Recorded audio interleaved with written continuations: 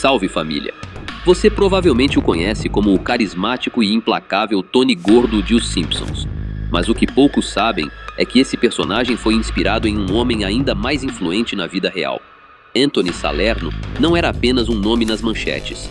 Ele foi o arquiteto invisível que controlou o setor de construção da Big Apple, transformando o concreto em um império de centenas de milhões de dólares.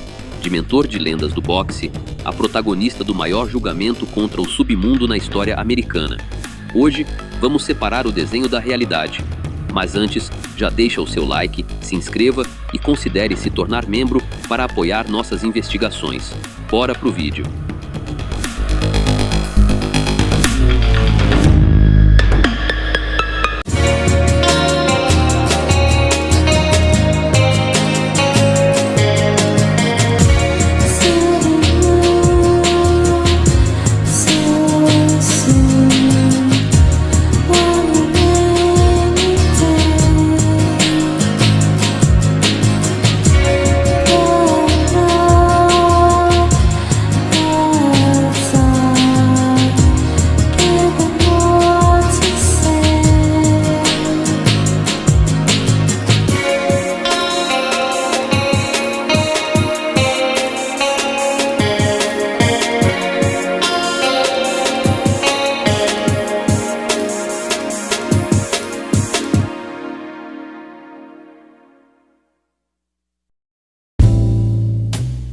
Nascido em 1911, em plena Nova York, Anthony Salerno viveu seus primeiros anos sob a sombra das estruturas do East Harlem. Naquela época, o bairro abrigava uma das maiores colônias de língua italiana dos Estados Unidos, uma comunidade vibrante de aproximadamente 100 mil pessoas. No lar de Alfred e Mary Salerno, a realidade era de uma família numerosa. Embora o jovem Anthony tenha frequentado a escola primária, sua jornada acadêmica foi interrompida precocemente. Seus pais, consumidos pela urgência de garantir o sustento de tantos filhos, não puderam priorizar os estudos formais. Assim, a verdadeira formação de Salerno aconteceu longe das salas de aula. Ele foi forjado pelo cotidiano implacável das ruas. Ainda na juventude, ele se integrou ao grupo que operava na Rua 116, uma organização que, a partir de 1932, passou a ser coordenada pela influente figura de Michael Trigger Mike Coppola. A influência do grupo da Rua 116 estendia-se por quase toda a extensão da Little Italy, em East Harlem. No auge de sua operação, a organização detinha o controle absoluto sobre as redes locais de apostas. Embora o grupo tenha enfrentado um período de estagnação no início da década de 30, sua presença ainda impunha um respeito inevitável em todo o território. O divisor de águas para essa estrutura ocorreu em 1936. Com a condenação de Lucky Luciano a 50 anos de reclusão e a partida repentina de Vito Genovese para a Itália, abriu-se um vácuo de poder. Foi nesse cenário que Michael Coppola consolidou sua liderança, assumindo as rédeas de todas as operações do submundo no Harlem. Anteriormente, em 1935, após a queda de Dutch Schultz, Coppola já havia estendido seus domínios sobre o lucrativo mercado de jogos não regulamentados na região. Foi sob a tutela de Coppola que o jovem Anthony Salerno foi introduzido aos mecanismos internos da organização, especializando-se nas engrenagens complexas de empréstimos informais e na arrecadação de taxas de proteção. Embora os registros históricos não precisem o momento exato em que Salerno cativou a confiança de Coppola, sua competência como pupilo era inegável. Já em meados da década de 30, o jovem Salerno movimentava quantias expressivas nas ruas de East Harlem. O ponto de virada, contudo, ocorreu em 1948. Sob intensa pressão judicial, Coppola foi forçado a se retirar para a Flórida, deixando o caminho livre para que Salerno assumisse a dianteira das operações. Não se sabe a data precisa de sua oficialização dentro da estrutura da família Genovese, mas estima-se que tenha ocorrido entre o fim dos anos 30 e o início dos 40. Relatórios posteriores de informantes indicam que, ao atingir a década de 50, Salerno já detinha o monopólio sobre o mercado de crédito informal em quase todo o Harlem. Seus rendimentos anuais eram astronômicos. Documentos sugerem cifras que beiravam os 50 milhões de dólares por ano, um valor que, corrigido para os dias atuais, ultrapassaria a marca de $500 milhão.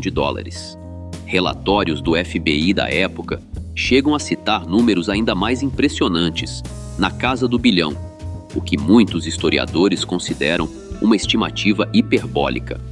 No entanto, mesmo os números mais conservadores revelam um poder financeiro formidável. Buscando diversificar e dar uma fachada legítima aos seus negócios, no início dos anos 50, Salerno fundou a Metro Urban Music Company. A empresa dominou o setor de manutenção de equipamentos de entretenimento e jukeboxes por praticamente toda a Nova York, consolidando sua influência tanto no comércio legal quanto no paralelo. Diferente de outros nomes do cenário, Anthony Salerno raramente abandonava seu reduto.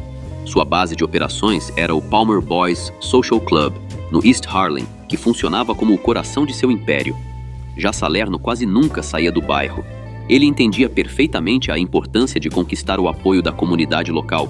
Por isso, dedicava tempo e recursos para ajudar moradores que enfrentavam dificuldades do dia a dia. Mesmo com a região sendo, na época, quase totalmente formada por famílias de origem italiana, Salerno não limitava suas contratações. Pessoas de várias nacionalidades trabalhavam ao seu lado: italianos, brasileiros e porto-riquenhos. O único critério que realmente importava para ele era o que cada novo integrante poderia agregar ao grupo. Um dos auxiliares mais próximos de Salerno era Alfred Sharkey, responsável por administrar as finanças. Todo o dinheiro vindo das atividades e empreendimentos ligados a Salerno passava por ele. Também faziam parte do círculo interno nomes como Vincent Caffaro, o irmão de Anthony, Serino e Ângelo Zanfardino. Circulavam rumores de que Zanfardino teria envolvimento com a venda de substâncias ilegais, e embora esse tipo de comércio pudesse ter sido uma das fontes de renda do grupo, não existe confirmação concreta sobre isso. Anthony Salerno também mantinha forte ligação com o universo do boxe. Ele era amigo de um dos treinadores mais influentes da história do esporte, Cus D'Amato. Um dos últimos alunos de Cus, o lendário Mike Tyson, chegou a comentar que, quando ainda era adolescente, viu seu mentor conversando pessoalmente com Anthony Salerno. Para além de uma simples amizade, Salerno e D'Amato compartilhavam interesses no mundo do boxe profissional. Em 1959, Salerno figurou como um dos principais articuladores financeiros do histórico confronto entre o promissor pupilo de D'Amato, Floyd Patterson, e o sueco Ingemar Johansson. O desfecho daquela luta foi surpreendente. Uma vitória avassaladora de Johansson ainda no terceiro assalto. Patterson parecia irreconhecível. Antes do nocaute definitivo, ele chegou a sofrer 7 quedas consecutivas.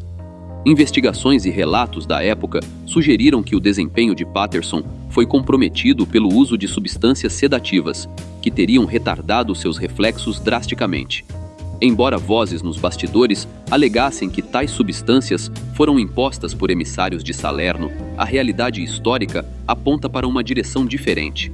A farmacologia da década de 50 ainda era rudimentar. O medicamento em questão fora, na verdade, prescrito por profissionais médicos para acelerar a recuperação de uma lesão sofrida por Patterson durante os treinos. Além de sua influência sobre Patterson, rumores indicavam que Salerno também mantinha conexões com outra figura lendária dos ringues, Sonny Liston. Apesar de praticamente toda a vida de Salerno estar ligada ao bairro de Harlem, o FBI passou anos sem conseguir descobrir com precisão onde ele realmente morava. No começo dos anos 60, Salerno se divorciou de sua primeira esposa e passou a viver com uma ex-trabalhadora do sexo. Circulavam boatos de que ele possuía diversas casas espalhadas pelo Bronx e por Manhattan, mas nada disso era confirmado oficialmente. O que se sabe é que na década de 60, Salerno comprou uma grande propriedade rural na região de Rhinebeck, dentro do New York State. Na verdade, era um enorme terreno, equipado com estábulos espaçosos. Um detalhe curioso é que um dos estábulos tinha uma placa escrita Fat Tony's Horse Farm. Fat Tony era o apelido de Anthony Salerno, um apelido que, segundo rumores, ele detestava no início, mas que com o passar dos anos acabou aceitando, a ponto de usá-lo ele mesmo. Certa vez, Salerno estava em um restaurante no Brooklyn com alguns de seus subordinados. No meio do encontro, ficaram sabendo que policiais estavam esperando por eles do lado de fora. Era preciso sair rápido e sem chamar atenção. Todos decidiram escapar pela janela que ficava nos fundos do local. Um a um, conseguiram sair sem dificuldades, exceto Salerno, que teve bastante trabalho para atravessar o espaço apertado. No final dos anos 70, Tony passou a enfrentar acusações do FBI, incluindo atividades ilegais ligadas a jogos e problemas fiscais. Para se defender, contou com ninguém menos que Roy Cohn, um dos advogados mais influentes da história dos Estados Unidos e que mais tarde se tornaria mentor de Donald Trump. Entre os clientes defendidos por Roy Cohn estavam nomes como Carmine Galante, John Gotti e diversos outros personagens conhecidos por atuarem fora da lei. Graças à habilidade de Cohn, Salerno recebeu uma pena de apenas 6 meses de prisão, período que ele cumpriu integralmente em 1981. Mas esses meses atrás das grades tiveram impacto direto na saúde de Salerno. Pouco tempo após sair da prisão, Anthony sofreu um derrame.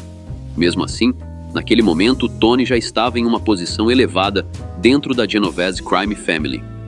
Alguns relatos o descrevem como subchefe, mas essa definição não é totalmente precisa. Depois da morte de Vito Genovese, a estrutura de liderança da família ficou bastante confusa. Há quem diga que existia um único líder que usava outros nomes como fachada perante o público e as autoridades. Outras versões apontam para um grupo que tomava decisões de forma coletiva. No início da década de 1980, Salerno fazia parte desse grupo decisório, ao lado de figuras como Frank Thierry, Philip Lombardo e Vincent Gigante. Em 1981, Thierry e Lombardo se retiraram por diferentes motivos, e Gigante junto com Salerno assumiram maior influência. A partir daí, surgiram duas interpretações sobre como a liderança funcionava. Alguns acreditavam que Vincent e Tony formavam uma espécie de aliança no comando. Outros sustentavam que Salerno exercia o papel de chefe apenas para o público, enquanto Gigante detinha o poder real. Essa segunda visão acabou se tornando a mais aceita. E a principal evidência disso veio do próprio Salerno. O FBI, em uma de suas escutas, registrou uma conversa em que Salerno discutia a entrada de novos integrantes para a organização. Durante o diálogo, ele afirmou que a decisão final dependia da aprovação do chefe verdadeiro da família. Essa versão foi confirmada posteriormente no tribunal por seu braço direito, Vincent Caffaro. No início dos anos 70, Salerno decidiu se afastar dos jogos e das apostas, deixando essa parte do negócio nas mãos de seus subordinados. A partir daí, ele passou a concentrar todos os esforços no setor de construção civil. Junto do então líder da família Gambino, Paul Castellano, e de integrantes de outras organizações, eles montaram um verdadeiro império. Praticamente todas as empreiteiras que desejavam atuar na New York City precisavam pagar uma porcentagem para continuar trabalhando na cidade. Nesse ramo, Salerno mantinha forte ligação com Vincent Di Napoli, que controlava várias fábricas de drywall, e com Larry Wecker, por onde passava grande parte dos contratos de construção. Outro nome presente nesse grupo era Nicoletto, dono de uma fábrica de concreto, empresa que mais tarde acabaria sob influência direta de Salerno. O faturamento gerado por esse esquema era gigantesco. Estima-se que Salerno chegava a lucrar dezenas de milhões de dólares por ano apenas com o setor de construção. Mas em 1985, tudo mudou. O governo federal apresentou uma acusação formal contra Salerno, dando início ao famoso Commission Trial, processo que colocou 11 líderes de diferentes famílias do crime organizado no banco dos réus, sob denúncias de extorsão, associação criminosa e homicídios por encomenda. À frente da acusação estava o então procurador do Distrito Sul de Nova York, Rudy Giuliani, que decidiu travar uma guerra direta contra essas organizações e, de uma só vez, tentar eliminar todas as famílias que atuavam na cidade. Mesmo Salerno não sendo o verdadeiro líder da família Genovese, a imprensa o tratou como a figura principal do julgamento. para os jornalistas, apenas o chefe máximo poderia movimentar o volume de dinheiro que Salerno acumulava. A situação de Salerno tornou-se crítica em 1986, quando um de seus aliados mais próximos, Vincent Caffaro, decidiu colaborar com as autoridades.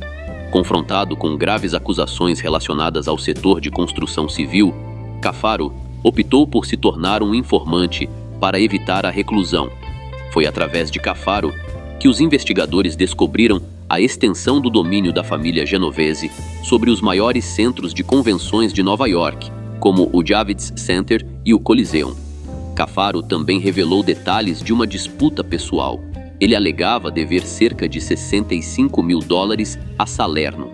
Segundo o informante, Anthony não exigia apenas o montante, mas também a participação nos lucros de certas máquinas de entretenimento operadas por Caffaro, chegando a proferir ameaças físicas caso suas exigências não fossem atendidas. É importante notar, porém, que esse relato baseia-se exclusivamente no testemunho de Caffaro.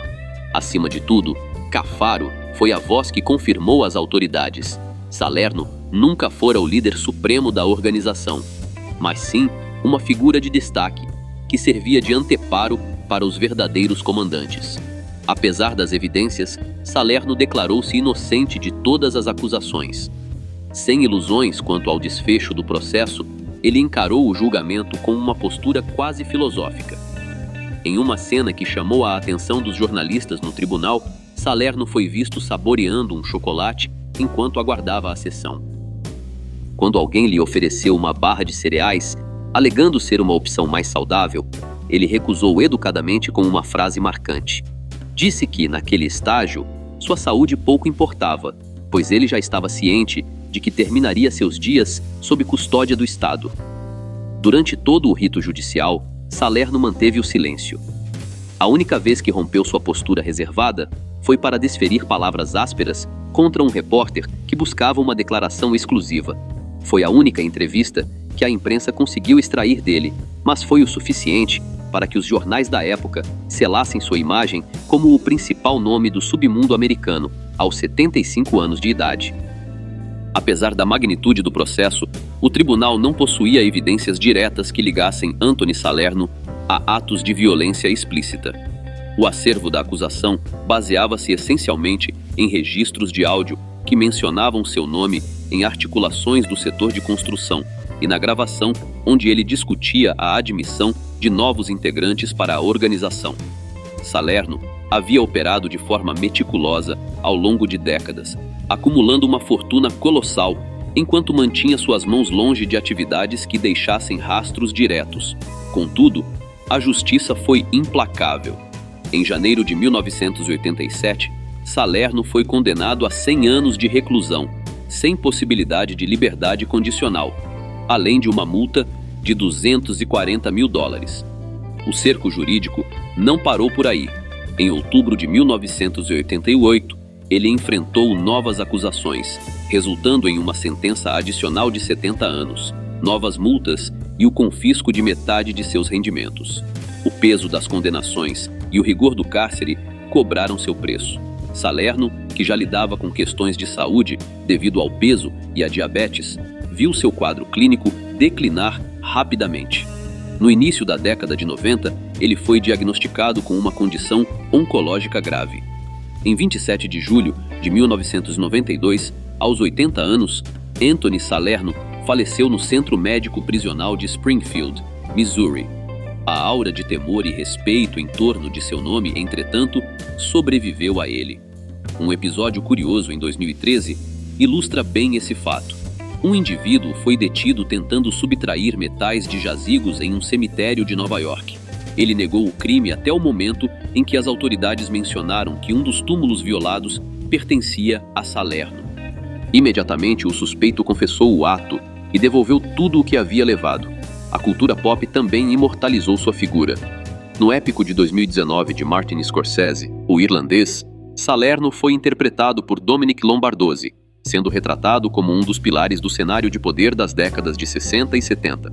Por fim, Salerno sempre preferiu a descrição das sombras aos holofotes, e foi essa característica, somada à sua lealdade inabalável durante os tribunais, que o consagrou não apenas como um dos nomes mais prósperos do submundo, mas como o último alicerce inabalável da família Genovese. Salve família! Anthony Salerno provou que o verdadeiro poder muitas vezes prefere o silêncio das sombras aos holofotes. Ele partiu como um dos últimos pilares de uma era que não existe mais, deixando para trás um império de concreto e um nome que ainda impõe respeito absoluto. Se você acompanhou essa jornada até aqui e valoriza documentários que mergulham fundo na história, não esqueça de deixar o seu like. Sua interação é o que permite que continuemos produzindo esses dossiês exclusivos. Inscreva-se no canal para não perder nosso próximo episódio e ative as notificações. E se quiser apoiar ainda mais nosso trabalho, considere tornar-se um membro. Até a próxima. Galera, rapidinho, se vocês curtem o conteúdo aqui do canal e querem dar aquela força sem gastar nada a mais por isso, prestem atenção nessa dica. Sempre que vocês comprarem qualquer coisa na Amazon, seja um livro, fone, celular ou até um cabo USB, usem o meu link de afiliado que está aqui na descrição. Quando você compra por lá, a Amazon me paga uma pequena comissão, sem mudar absolutamente nada no valor da sua compra. É uma forma simples e gratuita de apoiar o canal, e você ainda garante os produtos que já ia comprar. Então já sabe, né? Clicou no link da descrição antes de comprar. Você já está ajudando. Valeu demais!